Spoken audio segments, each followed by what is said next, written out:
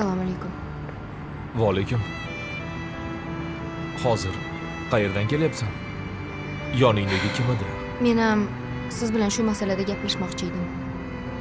O'zi meni ham senga aytadigan gapim bor. Mayli, sen birinchi boshliq qol. Men sizga turmushga chiqolmayman.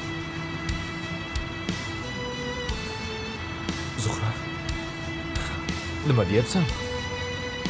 Yo bu hazilmi? Hozir kelgan yigit rahmatli akamning do'stlari Shohrux. Ular menga uylanmoqchilar. Zuhra, Men rozilik bildirdim.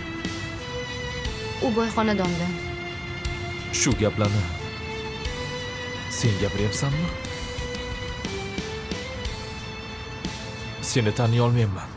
Axir bizni sevgimiz... Sevgi bilan qorin to'ymaydi. Men hammasini yaxshilab o'ylab ko'rdim. Hozirgi yigitni ko'rdingiz, mashinasi bor. Siz bilan bo'lsam, meni taksida olib yurasizmi? Yoki har kuni avtobus kutamizmi?